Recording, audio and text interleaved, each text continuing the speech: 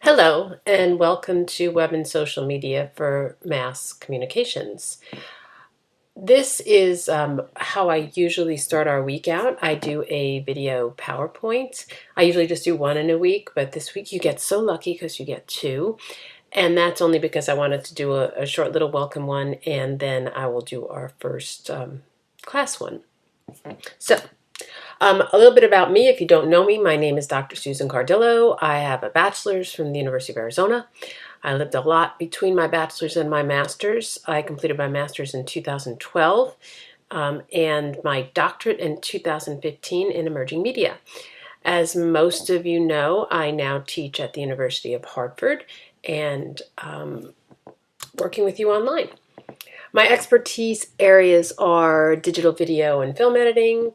I was an actor and an acting teacher for years. I taught high school theater, both tech and acting, choreography, and voice. And interactive documentary for social change is my real passion. And that's what I'm doing now. I'm teaching digital media for social awareness. So that's really why I moved into the next part of my career, was to do something specific to my passion. I've been married for 17 years to my husband, James. We've lived in New Jersey, Arizona, California, Florida, Georgia, and now Connecticut. We're a little crazy that way. I love yoga and hiking and traveling, and I'm very much into animal welfare. I have a dog named Julie. Most of you have seen her picture, and she's a St. Bernard, and she's actually sleeping under my feet right now while I do this. And I like learning about media. This course is a hands-on course in how to build websites.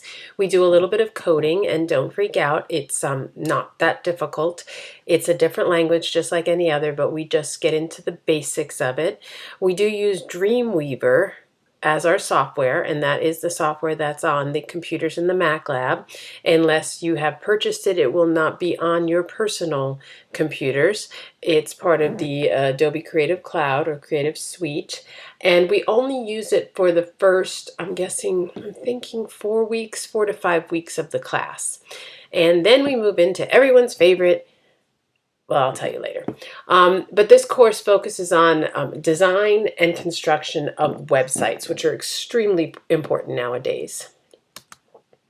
This is my contact information. That's my email. There's my phone number. And for office hours, you can call or email me, and we can set up a Skype conference if you need to talk. And whether that's about this class or about anything else, please feel free to contact me. I'm always available to you. There is no text. There used to be, but it's a big, fat, expensive book, and I don't think we need it. I do go through the book with you in some parts. That's why you'll see on the syllabus, chapter 2, 3, 4. If you really, really love Dreamweaver, you can go and buy that book if you want to, but there's no need for it. You will learn the basics of how to put a website together and develop skills that help you to create the kind of sites that will work in the workplace and for yourself. So here's the grade distribution, the stuff that's the most important to you guys. And this is the most you'll get. So you will have 6 assignments, and they're each worth 25 points, and then there'll be a midterm and a final exam. And there'll also be a presentation. There's 2 presentations, actually. One is built into an assignment, but it's you'll understand as we go on. I don't want to ruin the surprise just yet, but I always keep your grades updated on Moodle. Within the week you have submitted them. Your assignments are due on Sundays by 11:59 p.m., and then the week starts over again on Monday. So that's just for your knowledge. Attendance policy. I know this sounds kind of silly when you're online, but the way we do attendance is that if you do not post your assignments during the time frames indicated, it's considered an absence. So if it's due on Sunday by 11:59 p.m. and I don't see it by then you're considered absent for that week. So please know that, and you know there are stringent guidelines in Mass Comm about absences, and especially online, because if you don't show up for a week or two, I have no idea what's going on with you.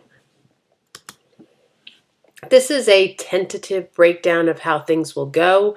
Like you see here at chapter 1, chapter 2, I have chapters in here, but that's in case you wanted the book. I think we have copies of it. As a matter of fact, in my old office, I believe there's 2 copies of it sitting on the bookshelf, if that's something you'd really like to look at. You've seen all of this before. There's a learning center if you need it. Please take advantage of it. It's a wonderful thing if you're having any trouble in any classes. If you're embarrassed or don't feel right about contacting them, contact me and I'll contact them for you. And also, if you have any kind of a disability that you need to share with me that will make your work either not come in on time or a little different than I'm expecting, please let me know so that we can work together. Obviously, cheating is wrong. We all know it. It's really hard for me to tell if you're doing your own work on this site, but I promise you, do your own work. You'll do just fine. Most of you have probably been in my class before, and I don't make it difficult for you. I just want you to learn something. Please check your email. Your email is hugely important to me. It's the way I communicate with you. My phone number is there for you on Moodle. You can text me, call me, but emailing me is what I'm always on. So please know that. So my rules: check in each week, post in the proper time frame, and you'll be just fine. You can work in the Mac lab or on your personal computer if it has Dreamweaver. But like I said, we'll only be in Dreamweaver for the first, maybe third of the class. So then you can use your own personal device. If you are using the Mac lab, there is no food and beverage permitted in the Mac lab at any time. Very expensive computers. Students are responsible for what transpires if you miss it. So if something happens, if you go on a trip and can't get back or don't want to come back, I'm thinking that's Hawaii, please let me know. Please tell me so I know, and we can do something to try to catch you up or help you out. Or if you're in an accident, God forbid, we can work something out. Our Moodle class is obviously all set up on the site. I have it blocked to where you can go in weekly, because if you try to go to head, you'll get all kinds of confused. And the PowerPoints are there on their own, as well as me speaking through them, because when it's time to study for your tests, which you're lucky in this class, I let you use the PowerPoints on your test. You just have to go back through them and find the asterisks. If you've had me before, you all know my asterisk thing, that if there's an asterisk next to something on a PowerPoint, that is on the test in a multiple choice format. So know that. So this one, you just have to go find it. Any assignment requiring written papers, which we'll talk about in just a second, they must be in APA formatting. I'm the APA queen. I have actually put a video at the top of Moodle on your site that shows you how to do it, so I don't want any excuses. It's double-spaced with at least 2 references, so you want to reference outside of yourself, somebody who's an expert. And as it says here, a video is provided. There's also a website. The Purdue OWL are the geniuses when it comes to APA formatting. So here's how the assignments work. They can be done one of 2 ways. Your choice, totally your choice. You can do them all written in APA formatting, but you must use screenshots. If you don't know how to do screenshots, just let me know. I will show you how to do screenshots. But most assignments, the 25-point ones, are a 2-page minimum, unless, of course, it's indicated like your final will not be a 2-page minimum. But it must have screenshots. Don't make the screenshots the size of the whole page, and then just write 1 sentence, please. I went to college too. I remember those days. Your other choice, which is a whole lot more fun, is to do a PowerPoint with audio. And that is a 2-minute minimum, unless indicated in the project. And there is a video right below this welcome video that teaches you how to put audio into a PowerPoint. And once you know it, it's just darn easy, and it's a great way for you to do your projects without having to do a whole lot of writing or APA formatting, because you can talk your way through the whole presentation. So think about it, try it. If it's not for you, then just go back to the writing, unless you have some kind of screencasting capability. I live for Camtasia. I use a software called Camtasia. I pay for it. It costs $75 and it's yours forever. And it screencasts. It captures everything on your screen and you can talk while you're capturing it. There are other ones out there, and I will post links to those. They're free. I don't know them very well, but there's tutorials on them. One is called OCam, and that's only for PC, not for Mac. And the other one is called Open Broadcaster. So you may want to look into those as well. It ends up making your life easier. If like your first assignment is going to be, you have to find a website you really like and tell us why you like it, either by running through it with us or showing screenshots, or, you have to visually show me what you're doing. So that may be an alternative for you as well. So those are your choices for assignments. But before we start our first class, like I haven't talked enough, there's a forum up. It's called the Welcome Forum, and I would like you to answer these questions for me. Tell me, what's your favorite TV show?